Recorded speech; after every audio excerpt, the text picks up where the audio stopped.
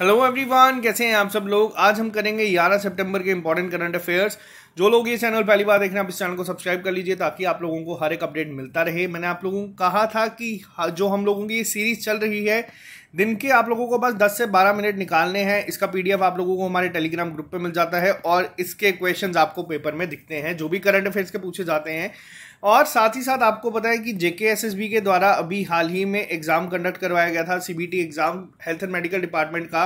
तो उसके जितने भी जीके के क्वेश्चंस थे, फिर वो जो जेएंडके के रिलेटेड थे या जो करंट अफेयर्स के रिलेटेड थे, वो सारे के सारे हम कल यानी कि 12 सितंबर को करेंगे लाइव, डिस्कस करेंगे। यहाँ पे सारे के सारे क्वेश्चंस आप लोगों का टेस्ट ही होगा, आप लोग आंसर लिख के बताना। लाइव क्लास चलेगी पूरी, तो उसमें हम बात करेंगे। तो ये आप लोग याद रखना, रिमाइंडर इसका सेट कर लेना। और साथ ही साथ मैं आपको बताऊं, जो लोग हमारे साथ जुड़े हैं जम्मू कश्मीर से, या फिर अगर आप लोग किसी भी एग्जाम की तैयारी कर रहे हैं, फिर वो एसबीआई हो, स्टेट लेवल के बैंक या बैंक एग्जाम्स हो, एसएससी एग्जाम्स हो या यूपीएससी हो, तो आप लोगों को पता है कि सबसे बड़ी जो कंपनी इस समय है मॉक टेस्ट प्रोवाइडर में, वो है ऑलिव बोर्ड। इनकी तरफ से अभी एक गणेश चतुर्थी सेल चल रही है, जिसके तहत आप लोगों को 30% डिस्काउंट मिल जाएगा।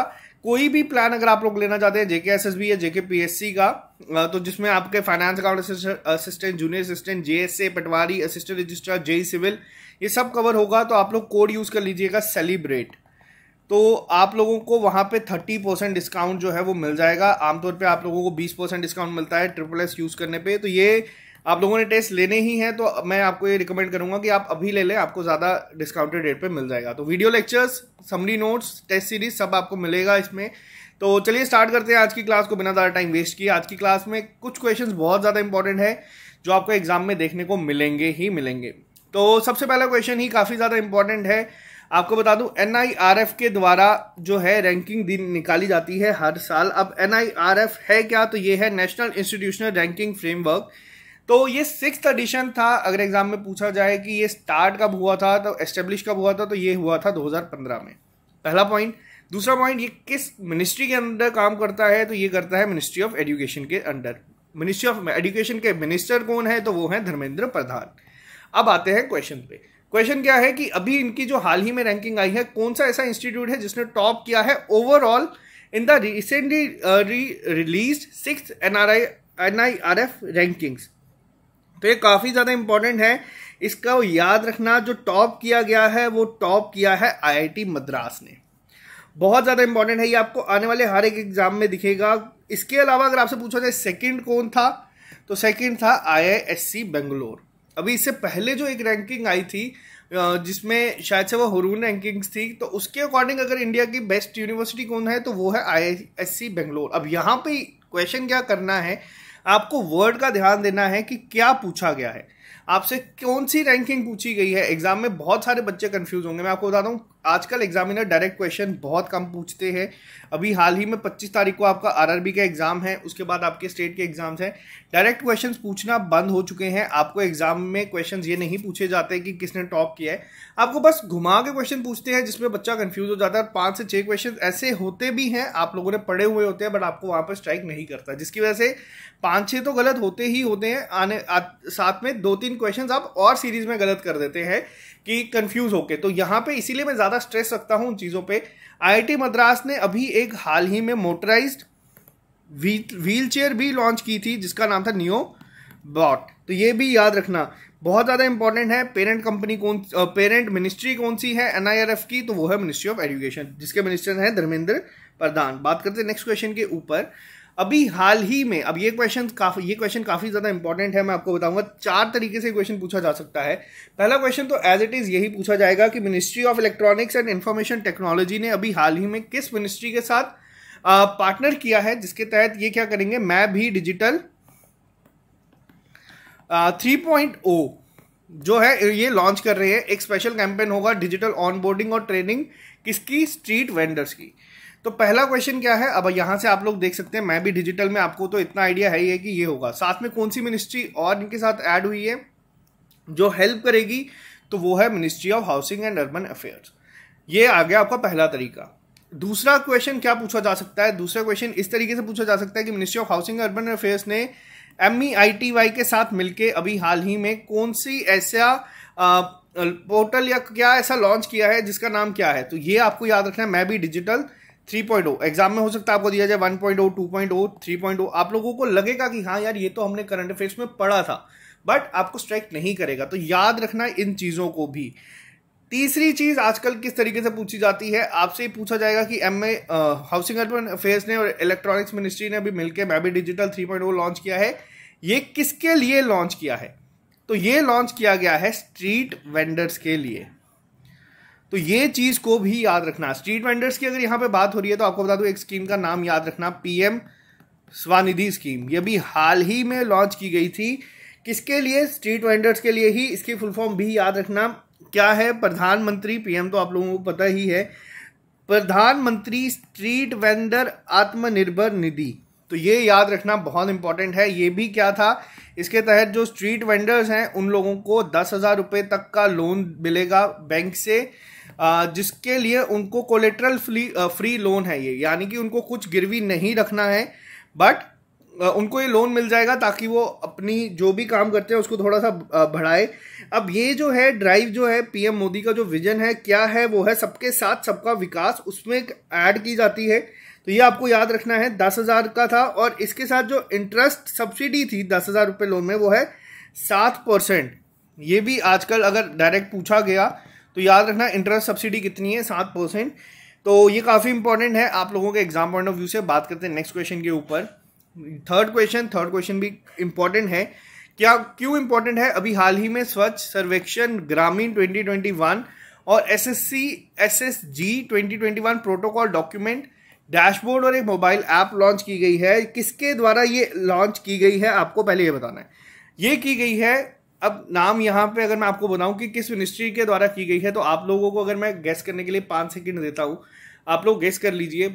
आप लोगों के दिमाग में आएगा स्वच्छ सर्वेक्षण है, कौन सी मिनिस्ट्री कर सकती है? रूरल डेवलपमेंट हो सकती है, कौन सी है? ग्रामीण देख के। लेकिन ये की गई है जल शक्ति के द्वारा, जल शक्ति मिनिस्ट्री के द्वारा। ये भी हाल ही में थोड़ा टाइम हुआ इसे बने हुए, अभी तक रिसेंट सबसे नया डिपार्टमेंट था या मिनिस्ट्री थी।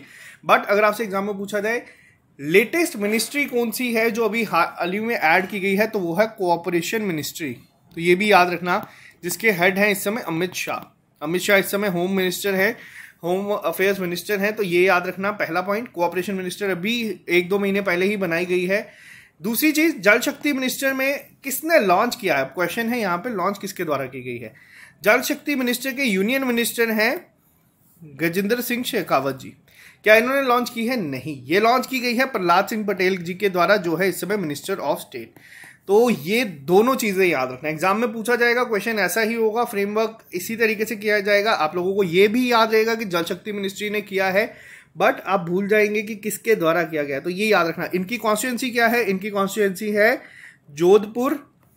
जोधपुर कहाँ पे है? राजस्थान में। और राजस्थान के लिए मैं आपको एक और चीज बता दूं, राजस्थान में अभी इंडिया का 2nd लार्जेस्ट क्रिकेट स्टेडियम बन रहा है। अगर आपसे पूछा जाए लार्जेस्ट कहां पे है, तो वो आपको पता है नरेंद्र मोदी स्टेडियम है, जो कि गुजरात में है। और ये 2nd लार्जेस्ट था, तो इससे पहले 2nd लार्जेस्ट कौन सा था? तो वो था ईडन गार्डन, जो कि अब हो जाएगा 3rd। तो ये याद रखना, बहुत इंपॉर्टेंट है। और प्रहलाद सिंह पटेल की कॉन्स्टिट्यूंसी कहां पे है? तो इनकी कॉन्स्टिट्यूंसी है दमोह में। दमोह कहां पे है? मध्य प्रदेश में। ये चीजें याद रखिया करें, अपने नोट्स में ऐड ऑन कर लिया करें, ताकि आप लोगों को चीजें स्ट्राइक हो। बात करते हैं नेक्स्ट क्वेश्चन के ऊपर। अभी हाल ही में इंडिया ने एक सेंटर ऑफ एक्सीलेंस बनाने की बात की है ऑफशोर विंड्स के लिए, as a part of green strategic partnership. तो ये किस कंट्री के साथ इन्होंने किया है? तो ये किया गया है डेनमार्क के साथ। पहला पॉइंट। अब टारगेट क्या है? इसके तहत कोशिश की जाएगी 450 गीगावाट जो है रिन्यूएबल एनर्जी कैपेसिटी जो है इंडिया की बनाई जाए 2030 तक। तो ये चीजें भी याद रखना। एग्जाम में आजकल ये नहीं पूछा जाता, एग्जाम में आजकल ये चीजें पूछी जाती हैं। तो इसके अलावा अब आपके लिए होमवर्क क्या है, आपको बताना है डेनमार्क की कैपिटल क्या है। कई बार आप लोगों ने देखा है एग्जाम में आपको कंट्रीज की कैपिटल पूछी जाती है, वो कंट्रीज कहीं से नहीं आती जो आपकी रिसेंटली न्यूज में होती है। अब आपसे एमओयू का क्वेश्चन ना पूछ के आपसे ये पूछा जाएगा सीधा कि डेनमार्क की कैपिटल क्या है, ऑप्शन दे दिए जाएंगे। तो ये है आपका होमवर्क। कमेंट बॉक्स में लिख के बताएं क्या है। होमवर्क जो मैं आपको देता हूं वो भी बहुत ज्यादा इंपॉर्टेंट है, कई बार क्वेश्चंस वहां से ही पूछे जाते हैं। Next question, most important question आज का। अभी हाल ही में इंडिया ने पार्टिसिपेट किया है 14 डे लॉन्ग मिलिट्री एक्सरसाइज ज़पैड 2021 में। अब एग्जाम में पूछा जाएगा ज़पैड 2021 किसकी मिलिट्री एक्सरसाइज है या किसने इसको होस्ट किया है, तो ये याद रखना ये होस्ट किया गया है रशिया के द्वारा।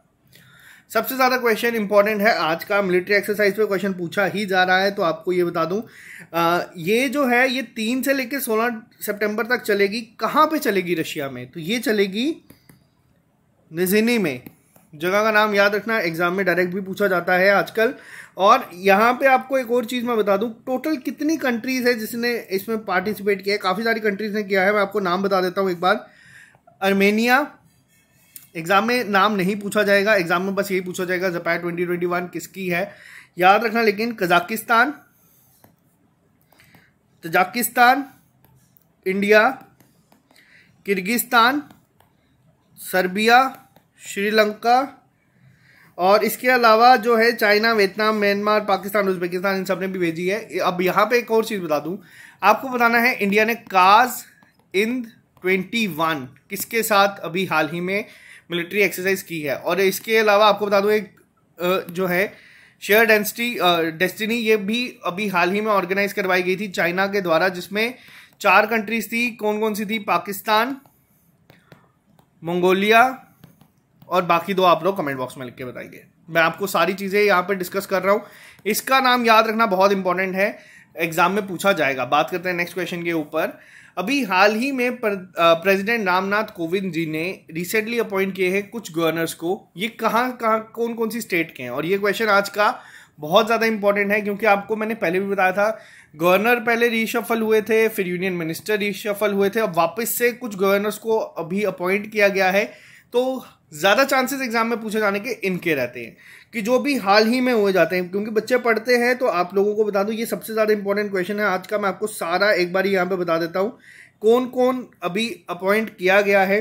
तो सबसे पहले इसका आंसर है ये सभी जगह जितनी भी आप देख रहे हैं उन सभी के जो गवर्नर्स हैं उनको वापस से, कुछ को पहले एडिशनल चार्ज दिया था जिनको अब परमानेंट कर दिया गया। तो एक एक करके बात करते हैं। सबसे पहले हम बात करेंगे यहाँ पे पंजाब की। पंजाब के कौन है? वो है बनवारी लाल पुरोहित जी। अब बनवारी लाल पुरोहित कौन है? बेसिकली ये हैं तमिलनाडु के गवर्नर।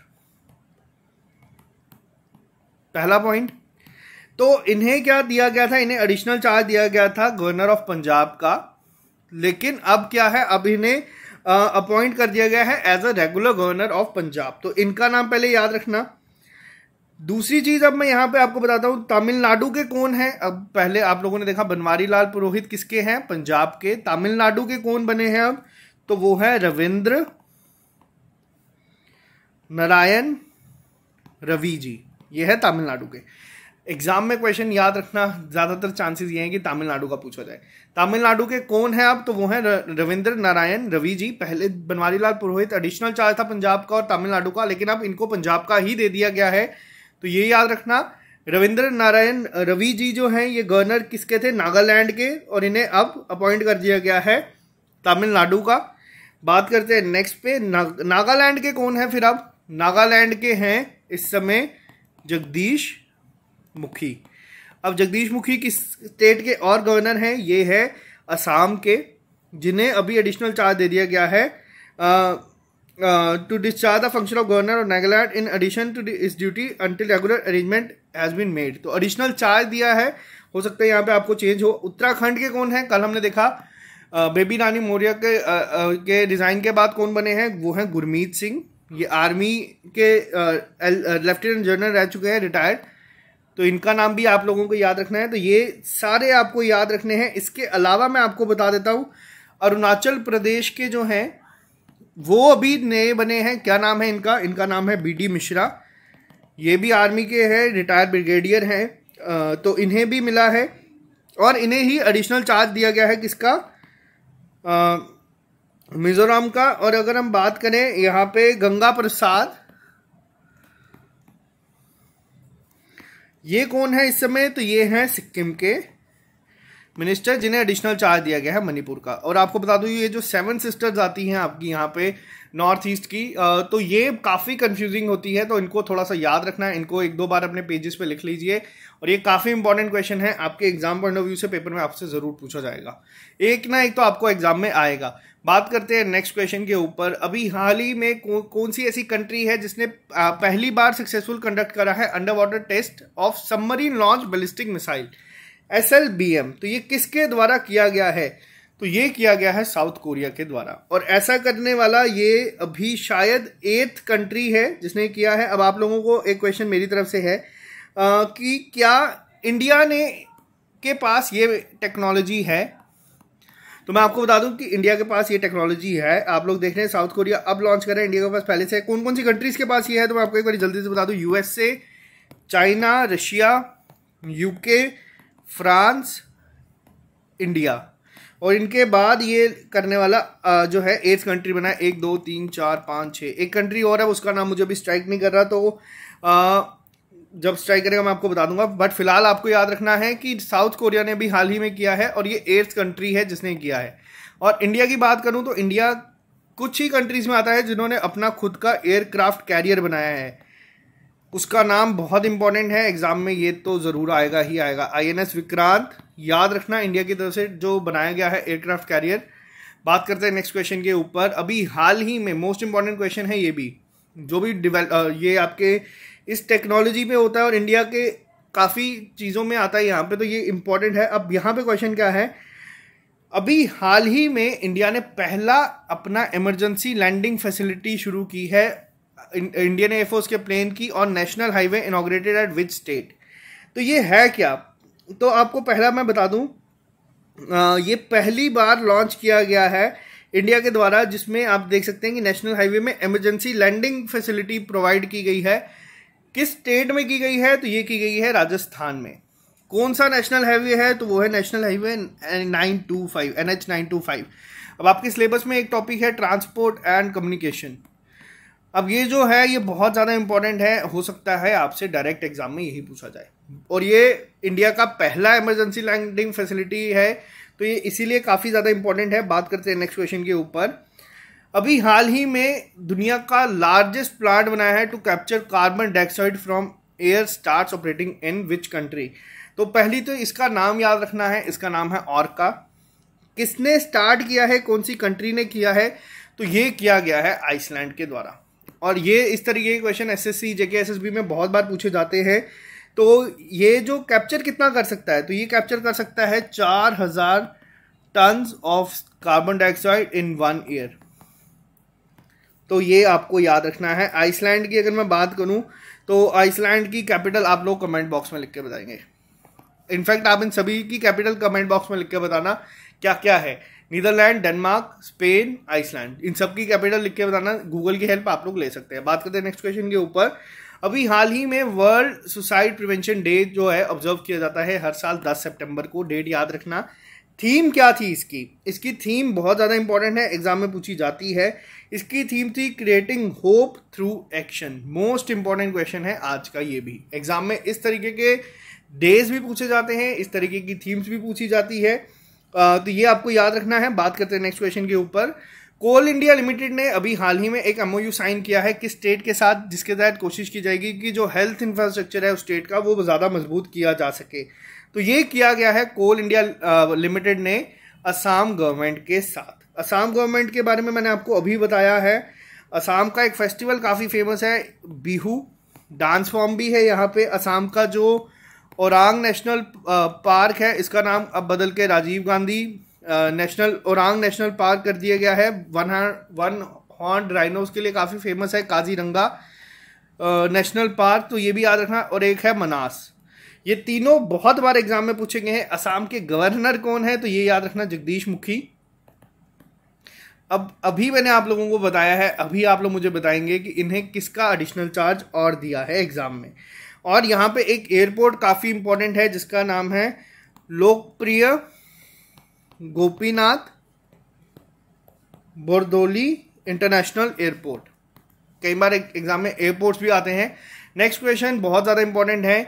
अभी हाल ही में लद्दाख की जो गवर्नमेंट है या एडमिनिस्ट्रेशन है, उन्होंने डिसाइड किया है इशू करने का रेजिडेंट सर्टिफिकेट्स किसको देने की बात की गई है। तो ये जो रेजिडेंट सर्टिफिकेट है, यानी कि जिसको हम लोग पीआरसी भी कहते हैं, परमानेंट रेजिडेंट सर्टिफिकेट किसको मिलेगा? ये सिर्फ लोकल्स को मिलेगा। बहुत इंपॉर्टेंट है ये। जैसे आप लोगों को पता है जेएंडके में पहले स्टेट सब्जेक्ट था, एक अलग से पहचान पत्र, अगर मैं आपको बोलूं सिंपल लैंग्वेज में, वो था। वैसा ही सेम मिलता जुलता एक परमानेंट रेजिडेंट सर्टिफिकेट होगा जो लद्दाख के लोगों को मिलेगा।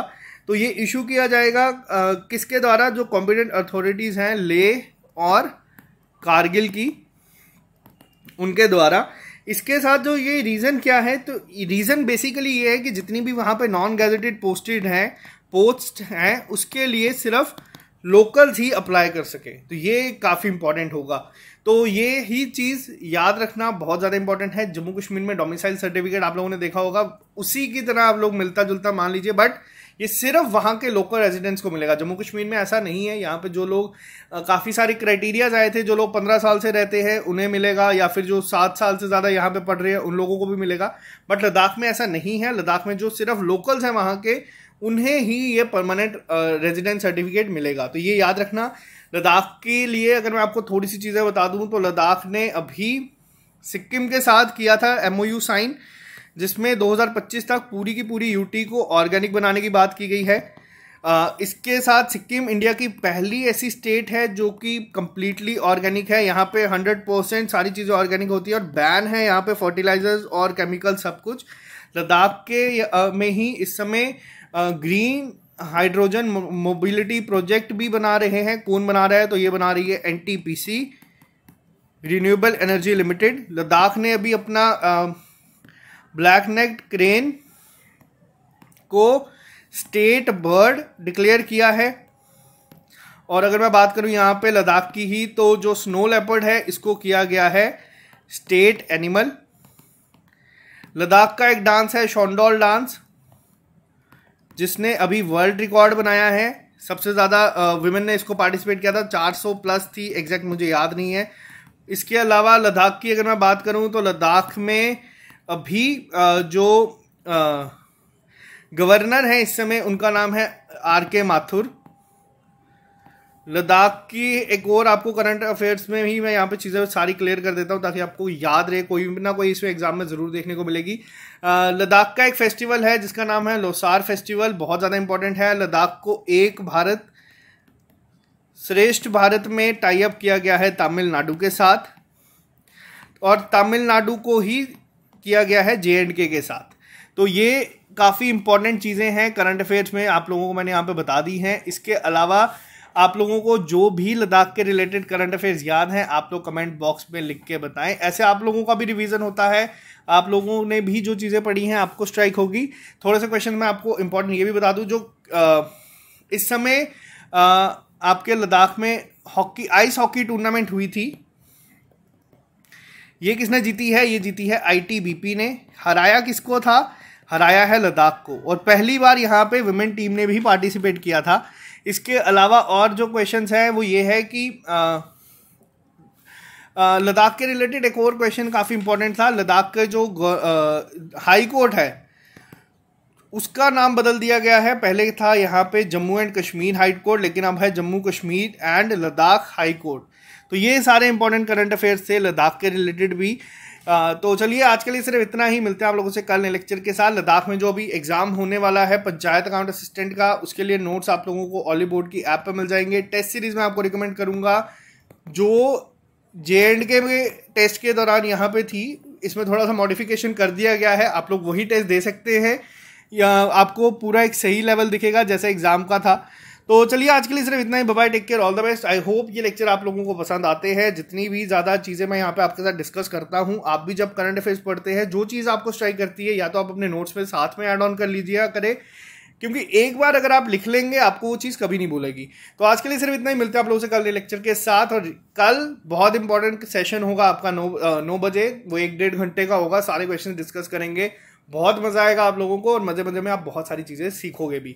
और जो लोग प्रिपेयर कर रहे हैं आप लोग ये कोड यूज़ कर सकते हैं, आपको डिस्काउंट मिल जाएगा। तो चलिए आज के लिए सिर्फ इतना ही। Bye bye, take care, all the best. मिलते हैं कल नए लेक्चर के साथ।